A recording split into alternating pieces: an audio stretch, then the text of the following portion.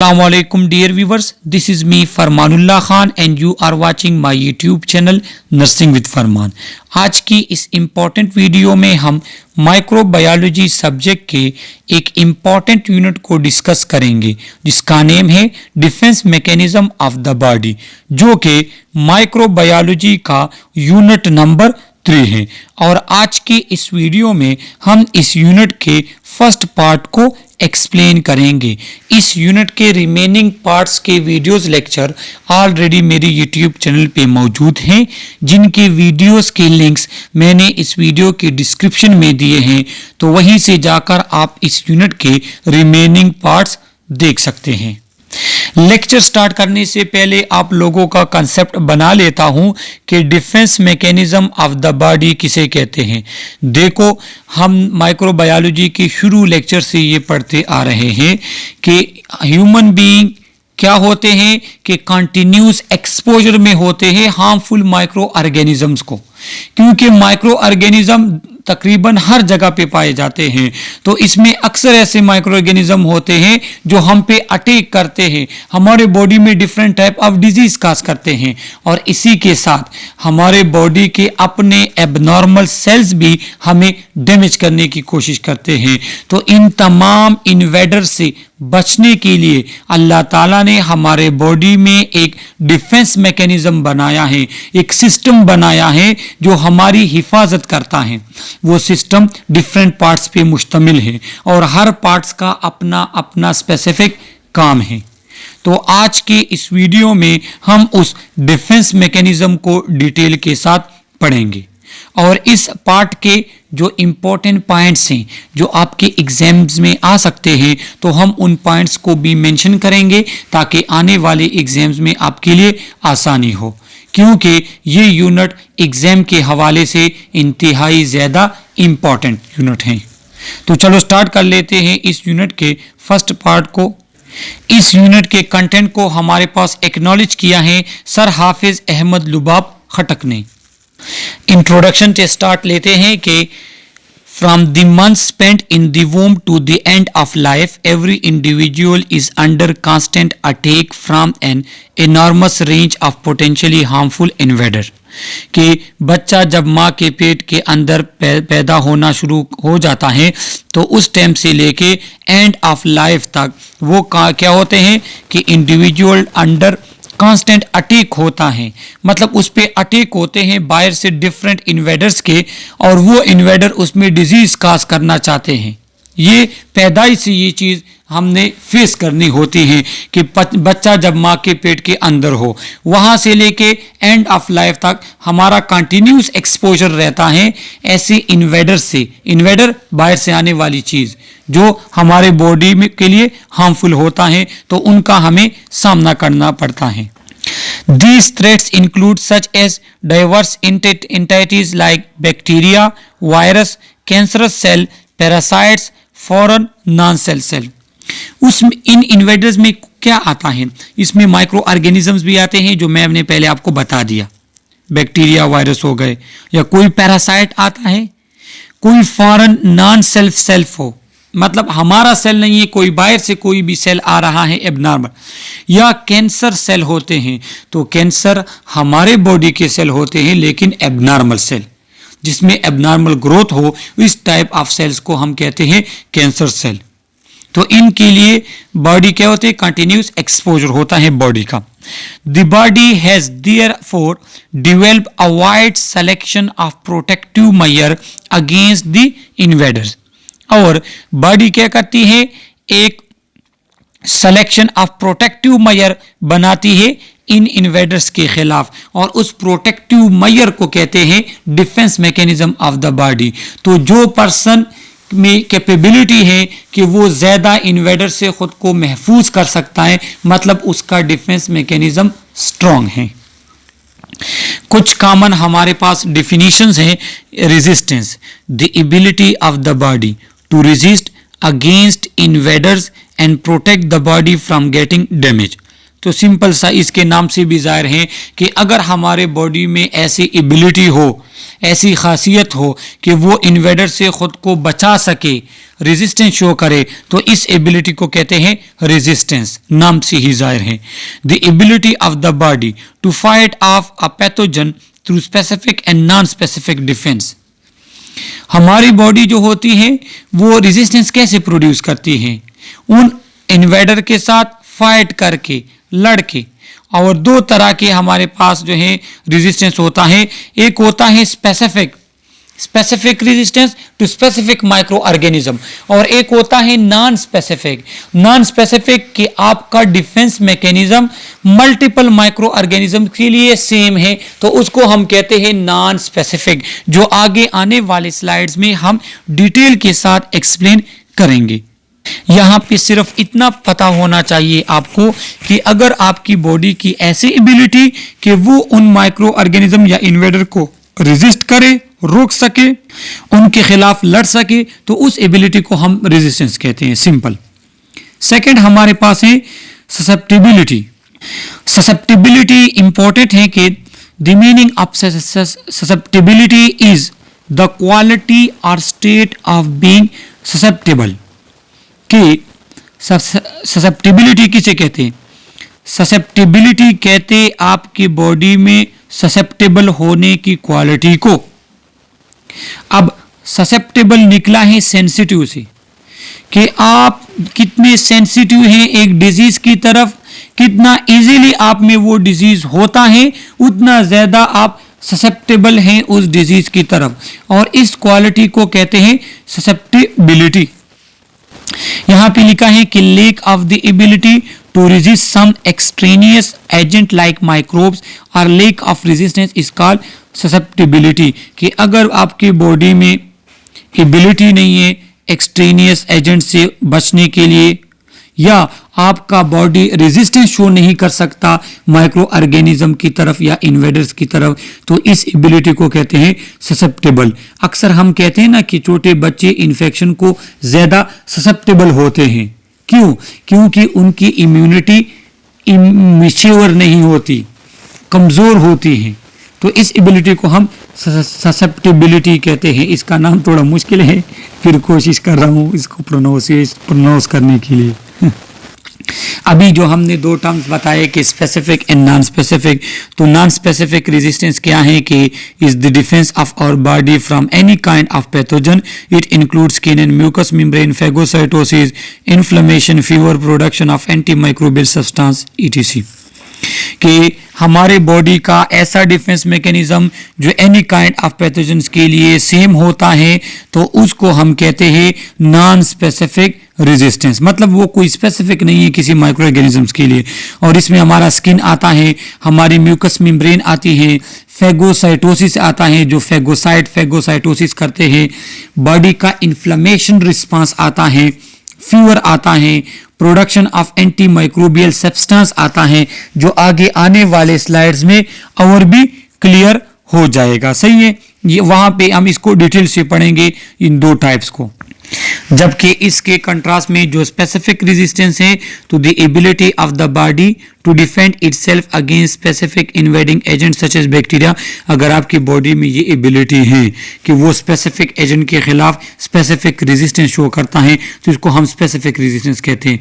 क्या मतलब? मिसाल के तौर पे अगर आपके बॉडी में एक एंटीबॉडीज बन रही हैं एक स्पेसिफिक बैक्टीरिया के खिलाफ, तो वो सिर्फ उस बैक्टीरिया को किल करेगी। अगर दूसरे टाइप का बैक्टीरिया आया तो वो एंटीबॉडी उसको कुछ नहीं कहेगी। क्यों? क्योंकि ये रेजिस्टेंस स्पेसिफिक है, तो इसलिए इसको हम कहते हैं स्पेसिफिक रेजिस्टेंस। सही है। दो और इंपॉर्टेंट टाइप वो है डिफिनीशंस है। इननेट रेजिस्टेंस, इननेट कहते हैं बाय बर्थ, द इनहेरिटेड और by birth ability of the body to resist against invader such as bacteria, virus, foreign body cell is called innate resistance। तो ये क्या होता है कि पैदाइश के साथ साथ अगर आप में ये किसी माइक्रोऑर्गेनिज्म के खिलाफ रेजिस्टेंस है, तो हम कहते हैं इनेट रेजिस्टेंस। जिस तरह हमने पढ़ा ना, आगे भी पढ़ेंगे कि स्किन हमारे बॉडी के में रेजिस्टेंस प्रोवाइड करता है, माइक्रो ऑर्गेनिज्म को अंदर जाने नहीं देता। तो जैसे बच्चा पैदा होता है उसका स्किन भी यही काम करता है। तो इस तरह की रेजिस्टेंस को हम कहते हैं कि ये इननेट रेजिस्टेंस है, ये पैदाइश के साथ ही इस बच्चे में मौजूद था। इसके बाद इम्यूनिटी। इम्यूनिटी का नाम आप लोगों ने मैट्रिक में भी पढ़ा है, एफईसी में भी पढ़ा है कि immunity is defined as body ability to protect itself from infectious disease, the ability of a body to resist damaging substance। तो आपके बॉडी की ऐसी एबिलिटी कि वो इन्फेक्शियस डिजीज से खुद को बचाए, तो इस एबिलिटी को कहते हैं इम्यूनिटी। तो ये जो हमारे बॉडी का रेजिस्टेंस है ना माइक्रो ऑर्गेनिज्म की तरफ, तो इस रेजिस्टेंस को इम्यूनिटी का नाम कहते हैं, इसको इम्यूनिटी कहते हैं। सही है। दो और टर्म्स हमारे पास हैं जो कि कंट्रोल ऑफ माइक्रो ऑर्गेनिज्म में ऑलरेडी हम पढ़ भी चुके हैं। Antigen. Antigen any substance that cause the disease that cause the body to make an immune response against the substance. कोई भी ऐसा सब्सटेंस चाहे वो आपको नुकसान दे या ना दे, जैसे ही वो आपके बॉडी में इंटर होगा और आपकी बॉडी इम्यून रिस्पांस शो करे उस ऑर्गेनिजम्स के खिलाफ या उस सब्सटेंस के खिलाफ, तो इसको कहते हैं antigen. Antigen include toxins, chemicals, bacteria, virus or other substance that come from outside the body। Antigen में कोई भी चीज़ आती, टॉक्सिक्स, केमिकल्स, बैक्टीरिया, कोई भी चीज़, वायरस आते हैं जो बाहर से आके आपके इम्यून रिस्पांस को एक्टिवेट करे, तो उसको हम एंटीजन कहेंगे। तो एंटीजन की मिसाल एक चोर की है। अब एंटीजन के खिलाफ आपकी बॉडी भी तो कुछ करेगा, तो वो क्या है कि antibody is a protein produced by body immune system when it detect harmful substance called antigen. जैसे एंटीजन आपके बॉडी में इंटर होगा, आपकी बॉडी उसके खिलाफ जो बॉडीज या सब्सटेंस प्रोड्यूस करती है कि वो सब्सटेंस उस एंटीजन के साथ लड़ाई करे, उसको ख़त्म करे, तो उस सब्सटेंस को या बॉडी को हम कहते हैं एंटीबॉडी। तो एंटीजन बाहर से आएगा और एंटीबॉडी आपके बॉडी की अपनी होगी। Phagocytosis, the process of engulfment and digestion of an antigen by a phagocytic cell। तो हमारे बॉडी की इम्यून सेल में ऐसे सेल जो क्या करते हैं, जो इनगल्फ करते हैं, जो खाते हैं माइक्रो ऑर्गेनिजम्स को, एंटीजन को या आपके बॉडी के डैमेज सेल को जो खाते हैं, इनगल्फ करते हैं, तो उस जो सेल को कहते हैं फेगोसाइट्स और इस प्रोसेस को कहते हैं फेगोसाइटोसिस। सही है, डिफिनीशन के तौर पे आपको पता होना चाहिए। अभी आ रहा है इंपॉर्टेंट डिफिनीशन एमसीक्यूज के हवाले से। अपसोनाइजेशन। अपसोनाइजेशन किसे कहते हैं? द कोटिंग और tagging of an antigen by complement protein to enhance phagocytosis। आपके बॉडी में कॉम्प्लीमेंट सिस्टम होता है। ये एक ऐसा सिस्टम है जिसमें डिफरेंट टाइप ऑफ सेल्स होते हैं और ये सेल्स आपके बॉडी के इम्यूनिटी में हेल्प करते हैं और आपके बॉडी में रेजिस्टेंस प्रोड्यूस करते हैं एंटीजन्स के खिलाफ। तो क्या है अपसोनाइजेशन प्रोसेस किसे कहते हैं? कि जब हमारे बॉडी का कॉम्प्लीमेंट प्रोटीन वो क्या करते हैं, वो कोट या टैग लगाते हैं, निशान लगाते हैं, मार्क लगाते हैं माइक्रो ऑर्गेनिज्म या एंटीजन पे, और आपके इम्यून सिस्टम को कहते हैं कि ये बाहर से आने वाला इन्वेडर है, बाहर से आने वाला एंटीजन है। तो हमारे जो फेगोसाइट्स होते हैं सेल, वो क्या करते हैं, वो डायरेक्ट उसको पकड़ के इनगल्फ कर लेते हैं, फेगोसाइटोसिस प्रोसेस हो जाता है। तो इस कोटिंग और टैगिंग को अपसोनाइजेशन कहते हैं। ये कोटिंग और टैगिंग जो है ना, इसको अपसोनाइजेशन प्रोसेस कहते हैं और ये कॉम्प्लीमेंट प्रोटीन सरंजाम देते हैं। एमसीक्यूज के लिए आप लोगों को याद होना चाहिए। अभी मैंने जो आपको कहा था ना कि नॉन स्पेसिफिक और स्पेसिफिक डिफेंस मैकेनिज्म को हम डिटेल से पढ़ेंगे, तो वो अभी इस स्लाइड में है कि नॉन स्पेसिफिक डिफेंस मैकेनिज्म आपको पता चल गया कि ये माइक्रो ऑर्गेनिज्म के खिलाफ होगा लेकिन स्पेसिफिक नहीं होगा, हर माइक्रो ऑर्गेनिज्म के लिए सेम होगा।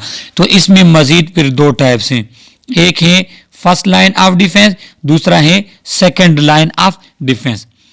First line of defence, second line of defence का मतलब क्या है कि माइक्रो ऑर्गेनिज्म पहले first line of defence cross करेगी, उसके बाद जाएगी सेकंड लाइन ऑफ डिफेंस में, और ये दोनों नॉन स्पेसिफिक होते हैं। हर माइक्रो ऑर्गेनिज्म के लिए सेम इनका एक्शन होगा। इसमें पहले आता है स्किन। स्किन इंटैक्ट होता है, जो अंदर माइक्रो ऑर्गेनिज्म को जाने नहीं देता। आगे स्लाइड में इसकी एक्सप्लेनेशन और भी आएगी। म्यूकस मेम्ब्रेन में ऐसे इंजाइम्स होते हैं, केमिकल्स होते हैं जो माइक्रो ऑर्गेनिज्म को इंटरनल से इंटर नहीं होने देते। मिसाल के तौर पे एक चीज़ हमारे रिस्पायरेटरी ट्रैक्ट में है, तो वहाँ पे जो म्यूकस मेम्ब्रेन है वो उसको क्या करने दे, उस सेल के अंदर जाने नहीं देता और उसको डैमेज करता है। Secretion of skin and mucus membrane, तो म्यूकस मेम्ब्रेन का तो मैंने आपको कह दिया, स्किन की सेक्रीशन स्वेटिंग और सीबेशियस ग्लैंड से जो होती है, तो ये क्या है, ये हमारे पास फर्स्ट लाइन ऑफ डिफेंस का पार्ट्स है। और इनका काम क्या होता है, इनका काम हमारे बॉडी को डिफेंस प्रोवाइड करना, हमारे बॉडी को रेजिस्टेंस प्रोवाइड करना होता है बाहर एंटीजन के खिलाफ।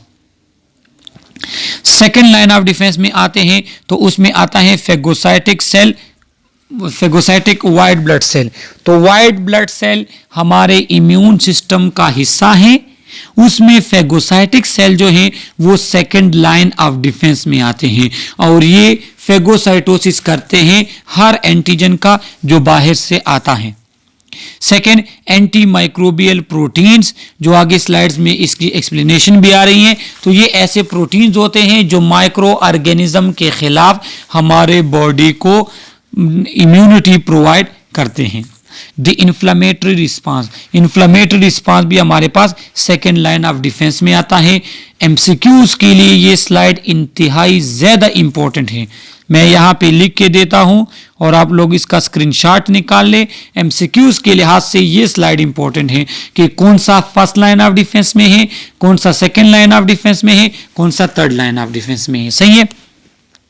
इन्फ्लेमेटरी रिस्पांस जो है वो हमारे बॉडी का रिस्पांस होता है। जब भी कोई इन्फेक्टेड एजेंट हमारे बॉडी में आता है, सेल को डैमेज करता है, तो हमारे WBC उसकी तरफ आ जाते हैं। वहाँ पे वो उस माइक्रो ऑर्गेनिज्म को और उसके साथ जो इफेक्टेड सेल हैं उसको डैमेज कर देते हैं। वो तो उस जगह पे रेडनेस होती है, स्वेलिंग होती है और पेन होता है। इस जो है प्रोसेस को कहते हैं इन्फ्लेमेटरी प्रोसेस। तो ये भी हमारे बॉडी के सेकेंड लाइन ऑफ डिफेंस का हिस्सा है, क्योंकि अगर इन्फ्लेमेशन ना होती तो वो माइक्रो ऑर्गेनिज्म और सेल को भी डैमेज करता। सही है। जो स्पेसिफिक डिफेंस मैकेनिज्म है इम्यून सिस्टम, जो क्या करता है, जो एक स्पेसिफिक ऑर्गेनिज्म के लिए स्पेसिफिक एक्शन प्रोवाइड करता है, तो उसको वो हमारे पास आता है थर्ड लाइन ऑफ डिफेंस। उसमें लिम्फोसाइट्स आते हैं और उसमें एंटीबॉडीज आते हैं, जो आगे आने वाले स्लाइड में इसकी एक्सप्लेनेशन मौजूद है। तो ये स्लाइड आप लोगों ने एमसीक्यूज के लिए याद रखना है। फर्स्ट लाइन ऑफ डिफेंस में आप लोग देख लें कि फर्स्ट लाइन ऑफ डिफेंस पर मजीद डिवाइड हुआ है, जिसमें फिजिकल जो हमारे पास है तो वो क्या है, उसमें स्किन जो कि फिजिकल बैरियर का काम करता है, सिंपली ऑर्गेनिज्म उससे पास नहीं हो सकते। नेजल हेयर हैं जो कि डस्ट और माइक्रो ऑर्गेनिज्म को रोकते हैं हमारे रिस्पायरेटरी ट्रैक्ट में जाने से। Eye lashes and I lid हैं जो हमारे आई की प्रोटेक्शन करता है और आई के थ्रू माइक्रो ऑर्गेनिज्म को जाने नहीं देता, क्योंकि लिड डायरेक्ट बंद हो जाता है अगर कोई चीज उसके साथ अटैच होती है। तो ये एक टाइप की प्रोटेक्शन है। दूसरा म्यूकस मेम्ब्रेन, तो म्यूकस मेम्ब्रेन का तो मैं ऑलरेडी आपको बता चुका हूं कि वो क्या करता है, वो भी बैरियर प्रोवाइड करता है, उसके थ्रू भी माइक्रो ऑर्गेनिज्म क्या होते हैं, वो अंदर नहीं जा सकते। म्यूकोसिलरी क्लियरेंस, जो हमारे पास सीलिया होता है, म्यूकस में सीलिया होता है, फिंगर लाइक प्रोजेक्शन बालों की तरह, तो वो भी क्या करते, वो भी हमारे बॉडी को प्रोटेक्शन प्रोवाइड करते हैं माइक्रो ऑर्गेनिज्म से। इसके बाद यूरिनेशन, तो यूरिन जो होता है उसका पीएच कम होता है, उसका टॉक्सिसिटी होती है, वो as a part of defence mechanism है और वो क्या करता है, हमारे यूरिनरी सिस्टम को इन्फेक्शन से बचाता है। मिसाल के तौर पे यूरिनरी सिस्टम के थ्रू हमारा यूरिन बाहर जाता है, तो ये यूरिन जो है ये different type of micro organism को किल करता है। तो ये हमारे पास जो पॉइंट्स है ये क्या है, ये सब के सब फिजिकल बैरियर में आते हैं, आपको पता होना चाहिए। फर्स्ट लाइन ऑफ डिफेंस में जो केमिकल्स हैं तो वो कौन से हैं, इसमें हमारे पास स्किन पीएच हैं। स्किन का पीएच 5.5 होता है सीबेशियस ग्लैंड और स्वीट ग्लैंड जो केमिकल रिलीज करते हैं उसकी वजह से, सही है। तो ये क्या है कि माइक्रो ऑर्गेनिज्म को रोकता है, उनको ख़त्म करता है, उनकी ग्रोथ को स्टॉप करता है। गैस्ट्रिक एसिड जो हमारे स्टोमक में है वो तो सबको पता है HCl एसिडिटी होती है, और माइक्रो ऑर्गेनिज्म जो एसिडिक एनवायरनमेंट में सर्वाइव नहीं कर सकते तो उनकी वहाँ पे डेथ हो जाती है। वेजाइना, तो वेजाइना में भी फ्लूइड होता है और उसका पीएच भी एसिडिक है जो कि माइक्रो ऑर्गेनिज्म को कंट्रोल करता है और हमारे बॉडी को प्रोटेक्शन प्रोवाइड करता है। जो कि एंटी माइक्रोबियल मॉलिक्यूल है तो उसमें IgA एंटीबॉडीज है, उसमें सीबम है सीबेशियस ग्लैंड, उसमें म्यूकस है, लाइसोजाइम है जो हमारे सिलाइवा में होता है, लैक्टोपैराक्साइड बीटा डिफेंस है और पेप्सिन एंजाइम। तो ये डिफरेंट एंजाइम्स हैं और ये क्या करते हैं, ये माइक्रो ऑर्गेनिजम्स के सेल वॉल को ब्रेक करते हैं, ये माइक्रो ऑर्गेनिज्म के सेल मेम्ब्रेन वगैरह को ब्रेक करते हैं, ये माइक्रो ऑर्गेनिज्म को डैमेज करते हैं और हमारे बॉडी को प्रोटेक्शन प्रोवाइड करते हैं, सही है। और जो बायोलॉजिकल हैं तो उसमें माइक्रोबायोम आते हैं, तो कुछ ऐसे माइक्रो ऑर्गेनिज्म हमारे बॉडी में हैं और छोटे छोटे बॉडीज हमारे बॉडीज में हैं, और वो बॉडी क्या करते हैं, माइक्रो बॉडी जो है वो इन माइक्रो ऑर्गेनिज्म के साथ फाइट करके उनसे हमारे बॉडी को प्रोटेक्शन प्रोवाइड करते हैं, सही है। सेकेंड लाइन ऑफ डिफेंस की अगर हम डिवीजन देख लें तो उसमें सेल्स की डिवीजन क्या है कि उसमें मोनोसाइट्स एंड मैक्रोफेजेस होते हैं, न्यूट्रोफिल्स होते हैं। तो ये ऐसे सेल्स हैं जो कि हमारे WBC का हिस्सा है, वाइट ब्लड सेल में आते हैं और ये माइक्रो ऑर्गेनिजम्स को किल करते हैं। ये इम्यून सेल है। डेंड्राइटिक सेल्स हमारे पास है, नेचुरल किलर सेल हैं, मास्ट सेल हैं जो क्या करते हैं, जो म्यूकस सेक्रेशन करते हैं, इजिनोफिल सेल्स हैं और बेसोफिल सेल्स हैं। तो ये वो टाइप सेल्स हैं जो क्या करते हैं, जो हमारे बॉडी को माइक्रो ऑर्गेनिज्म से बचाते हैं और ये सब इम्यून सेल का, इम्यून सिस्टम का हिस्सा है। जो सेकेंड लाइन ऑफ डिफेंस में प्रोटीन रिलीज होता है उसमें इंटरफेरॉन जो कि वायरस के खिलाफ रिलीज होता है हमारे बॉडी में, एंटी माइक्रोबियल पेप्टाइड प्रोटीन के फॉर्म में, एंजाइम्स वगैरह जो कि माइक्रो ऑर्गेनिज्म को किल करते हैं, आयरन बाइंडिंग प्रोटीन्स जो बैक्टीरिया के आयरन के साथ कनेक्ट होकर उसको डैमेज करता है, कॉम्प्लीमेंट सिस्टम जो मैं आपको बता चुका हूं कि ये हमारे इम्यून सिस्टम का वो हिस्सा है जिसमें डिफरेंट टाइप ऑफ सेल्स होते हैं और वो माइक्रो ऑर्गेनिजम्स को किल करते हैं। सेकेंड लाइन में जो अदर रिस्पॉन्सेज है उसमें एक फीवर है। फीवर में जब हमारे बॉडी का टेम्परेचर बढ़ जाता है तो हम ऑलरेडी पढ़ चुके हैं कि माइक्रो ऑर्गेनिज्म का भी अपना एक स्पेसिफिक टेम्परेचर होता है जिस पे वो काम करते हैं। टेम्परेचर कम कर दो, ज़्यादा कर दो, वो उनकी एक्टिविटी ख़राब हो जाती है। तो फीवर भी एक टाइप ऑफ डिफेंस मैकेनिज्म है जो हमारे बॉडी को प्रोटेक्शन प्रोवाइड करता है। इसके साथ इन्फ्लेमेशन है। इन्फ्लेमेशन तो मैं आपको बता चुका हूँ कि इन्फ्लेमेटरी रिस्पांस हमारे बॉडी के वाइट ब्लड सेल्स की वजह से होता है और इन्फ्लेमेटरी रिस्पांस में ऐसा होता है कि जो इन्फेक्टेड ऑर्गेनिजम्स हैं उसने जिस सेल को इफेक्ट किया है, इन्फ्लेमेटरी रिस्पांस में उस सेल को और माइक्रो ऑर्गेनिज्म दोनों को ख़त्म किया जाता है। उस जगह पे पस क्रिएट हो जाता है, स्वेलिंग और रेडनेस होती है, पेनफुल होता है, लेकिन कुछ दिनों बाद वो सेट हो जाता है। तो ये जितने भी पार्ट्स हैं ये क्या है, ये सेकेंड लाइन ऑफ डिफेंस का हिस्सा है और MCQs के लिए आपको याद होना चाहिए क्योंकि इस स्लाइड में भी वो MCQs लेकर आ सकते हैं, ज़्यादा चांसेस हैं, सही है। और थर्ड लाइन ऑफ डिफेंस जो हमारे पास है तो उसमें क्या है, उसमें बी लिम्फोसाइट्स आते हैं। तो बी लिम्फोसाइट्स ऐसे सेल्स हैं जो क्या करते हैं, जो एंटीबॉडीज की प्रोडक्शन करते हैं और ये जो है आने वाले पार्ट में हम एक्सप्लेन भी करेंगे डिटेल से।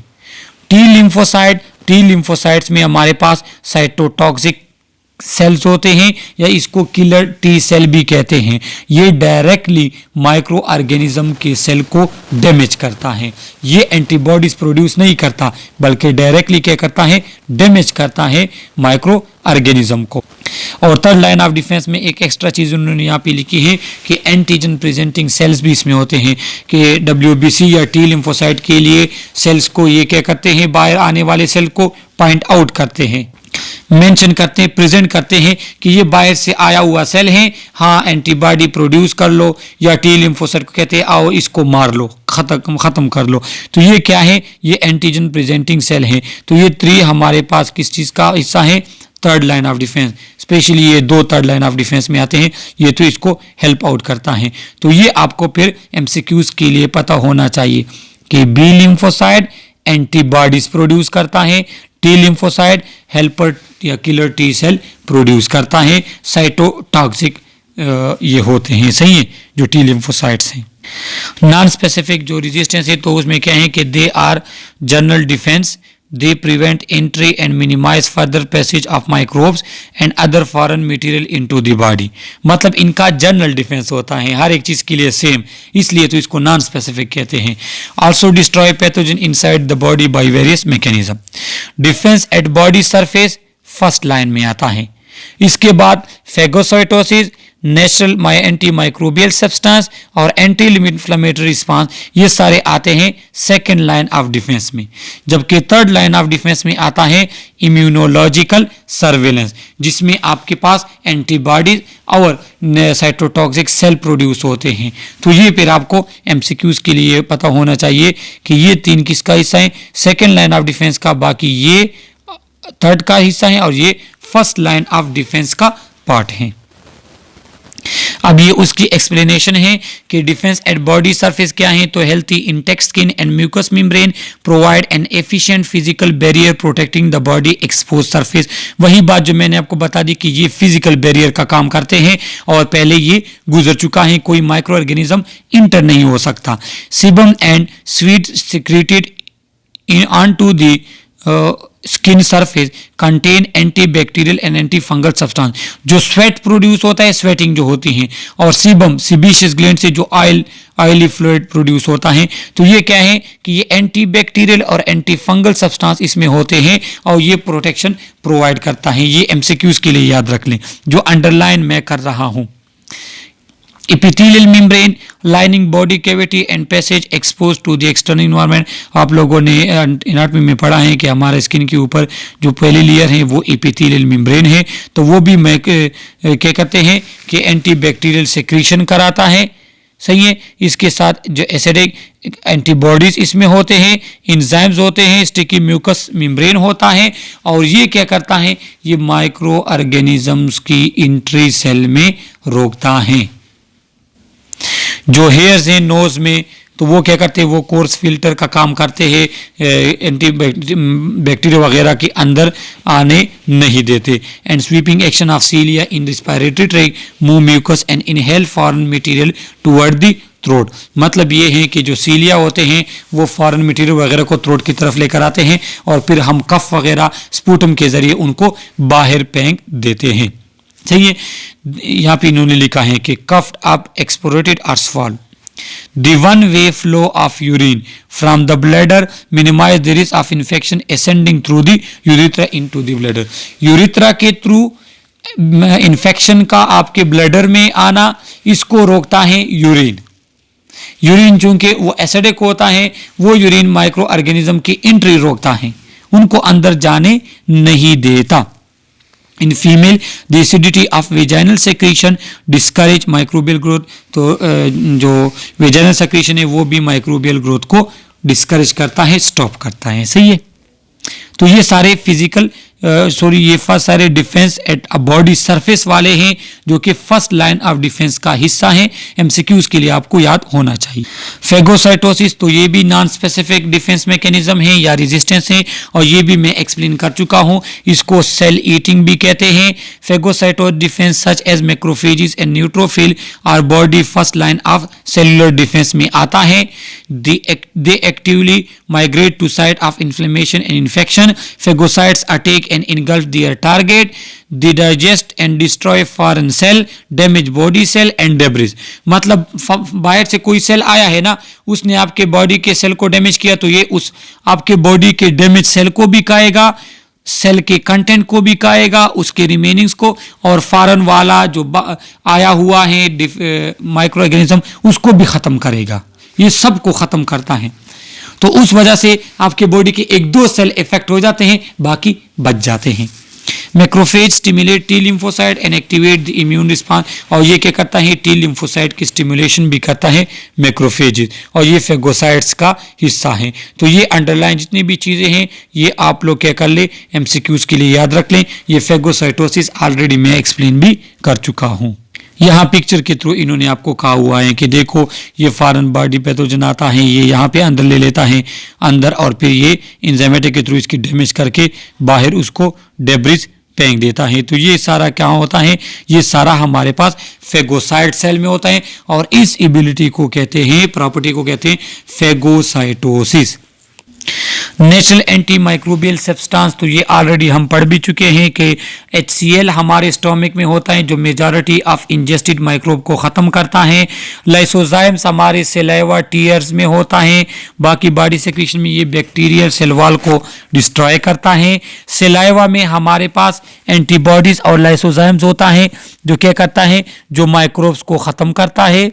इंटरफेरॉन ऐसे केमिकल्स हैं जो कि टी लिम्फोसाइट इसको प्रोड्यूस करता है, मैक्रोफेजेस इसको प्रोड्यूस करते हैं, और ये वायरस को प्रिवेंट करता है, उसकी रिप्लिकेशन को, उसके स्प्रेडिंग को। माइक्रोबियल एंटागोनिज्म होता है कि one micro organism skill or inhibit the growth of another micro organism. तो ये माइक्रोबियल एंटागोनिज्म जो होता है कि हमारे बॉडी में ऐसे माइक्रो ऑर्गेनिजम्स भी हैं जो कंपीट करते हैं दूसरे माइक्रो ऑर्गेनिज्म के साथ और उसको किल करते हैं, खत्म करते हैं, जिस तरह नॉर्मल फ्लोरा के जो माइक्रो ऑर्गेनिजम्स हैं।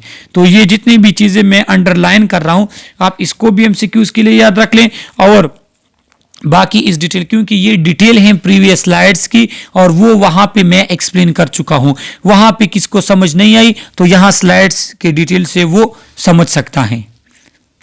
इन्फ्लेमेटरी रिस्पांस पढ़ा चुका हूं कि ये फिजियोलॉजिकल रिस्पांस है to treat damage and is accompanied by characteristic series of local changes. Its purpose to is protective, ये प्रोटेक्टिव इन नेचर है। इन्फ्लेमेशन, इन्फेक्शन नुकसानदेह है, ये फायदेमंद है। To isolate, inactivate and remove both the causative agent and damage cell. मैंने आपको क्या कहा कि कॉजेटिव एजेंट के साथ ये डैमेज सेल दोनों को रिमूव करता है ताकि आपके पास हीलिंग स्टार्ट हो। जो कार्डिनल साइन है इन्फ्लेमेशन के, तो रेडनेस है, हीट है, वो जगह गर्म होगी, स्वेलिंग और वो टेंडर होगी, पेन वहां पे होगा। तो ये कार्डिनल साइन है इन्फ्लेमेशन के। एमसीक्यूज के लिए आप इनको याद रख लें। Inflammatory condition are recognised by other latent suffix like itis, for example appendicitis, inflammation of appendix, laryngitis, inflammation of larynx। तो किसी भी मेडिकल टर्म के साथ अगर आइटस लिखा है तो मतलब क्या है, तो इसका मतलब ये है कि ये उस ऑर्गन की क्या है, इन्फ्लेमेशन है। जिस तरह अपेंडिसाइटिस अपेंडिक्स की इन्फ्लेमेशन, लारिंजाइटिस लारिंक्स की इन्फ्लेमेशन, हेपेटाइटिस हेपेटिक लीवर की इन्फ्लेमेशन। तो जिसके साथ भी आइटिस लिखा है इसका मतलब क्या है कि ये उस चीज की इन्फ्लेमेशन की बात हो रही है। तो आप लोग कहते हो कि सर हम अपेंडिसाइटिस में फिर सर्जरी क्यों करते हैं, इन्फ्लेमेशन तो हमारे बॉडी के हेल्थ के लिए है। देखो इन्फ्लेमेशन होता है इन्फेक्शन के रिजल्ट में, तो अगर आपके बॉडी में इन्फ्लेमेशन है जिससे आप में साइन सिम्टम आ रहे हैं जो आपको डैमेज कर रहे हैं, मतलब आपके बॉडी ने इन्फ्लेमेटरी रिस्पांस तो शो किया है लेकिन कंट्रोल नहीं कर पा रहा उस इन्फेक्शन को, तो इसलिए हमने फिर बाहर से एंटीबायोटिक्स लेने होते हैं। और जो इम्यूनोलॉजिकल सर्विलेंस है तो उसमें population of lymphocytes called natural killer cell constantly patrol the body searching for abnormal cells that have been infected with various or mutated cells that might become malignant, frequently display unusual marker on their cell membrane which are recognized by natural killer cell। देखो ये जो immunological surveillance है ना, इससे मुराद क्या है कि natural killer cell हमारे पास सर्कुलेट होते हैं हमारे बॉडी में, ब्लड में। तो जहां पे भी एबनॉर्मल सेल होगा तो वो उसके ऊपर क्या होगा, अनयूजुअल मार्कर उस पर डिस्प्ले होंगे, नेचुरल किलर सेल उसको रिकॉग्नाइज करेगा और डायरेक्टली उसको किल करेगा। इसको कहते हैं इम्यूनोलॉजिकल सर्वेलेंस। अगर एमसीक्यूज आया कि इम्यूनोलॉजिकल सर्वेलेंस में कौन से सेल्स इन्वॉल्व है, तो उसमें नेचुरल किलर सेल्स इन्वॉल्व है। एमसीक्यूज के लिए आपको याद होना चाहिए। और इस पार्ट का लास्ट स्लाइड जो हमारे पास है तो वो है स्पेसिफिक रेजिस्टेंस। तो specific resistance is the ability of a body to defence its cell against specific invading agent such as bacteria, toxin, virus and foreign tissue। अगर हमारे बॉडी की कोई स्पेसिफिक कैपेबिलिटी कि वो अपने आप को माइक्रो ऑर्गेनिज्म से प्रिवेंट करे, तो उस स्पेसिफिक प्रॉपर्टी को कहते हैं स्पेसिफिक रेजिस्टेंस। ये रेजिस्टेंस हर एक माइक्रो ऑर्गेनिज्म के लिए सेम नहीं होती। इसके बाद immunity is a biological term that describe a state of having sufficient biological defense to avoid infection, disease or other biological invasion. The ability of a body to resist harmful microbe from entering the body is called immunity।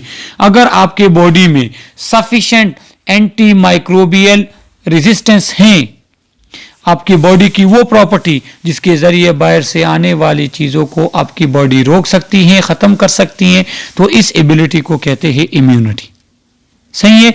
तो ये आज का इस unit part का हमारा lecture है। इसमें किसी का कोई क्वेश्चन है, कमेंट्स के थ्रू आप हमसे पूछ सकते हैं। इस वीडियो के डिस्क्रिप्शन में हमने इस यूनिट के बाकी पार्ट्स के वीडियोस भी अपलोड किए हैं। इसके साथ हमारे चैनल पे आप लोगों को microbiology, nursing, allied health sciences के तमाम सब्जेक्ट्स के वीडियोस, लेक्चर, स्किल्स वीडियो और इंफॉर्मेशन वीडियोस मिलेंगी, जिसके लिए आप लोग हमारे चैनल को सब्सक्राइब करें।